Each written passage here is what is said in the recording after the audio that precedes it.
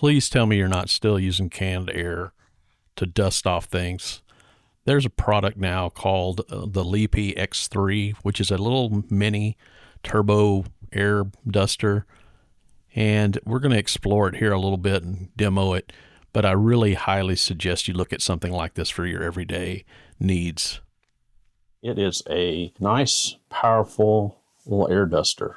And it is well made, has a USB-C charging port on it that has a 4,000 milliamp hour battery, so it's very long lasting, multiple speeds, and then it also comes with these cool little attachments for different size airflow. And then you've also got this little more narrow one here that goes on like that.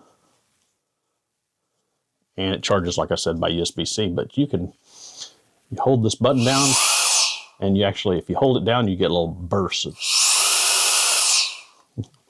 of air there. If you click it once, you get one.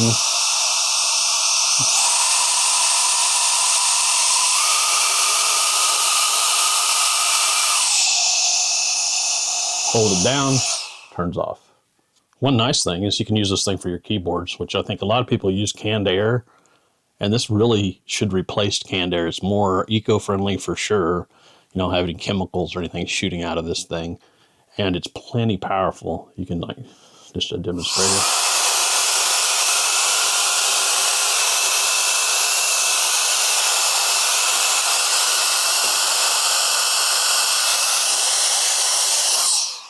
Here's another example of a keyboard that could use some cleaning.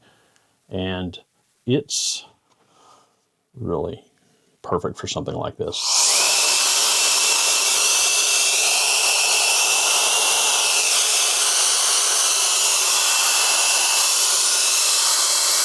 Another good reason to have a blower like this is to keep your lenses for your cameras clean.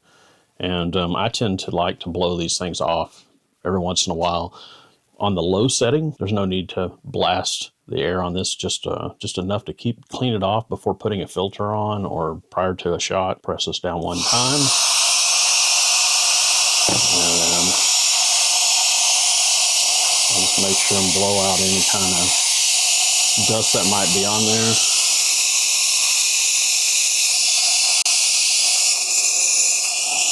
And then also blow off the filter itself as well,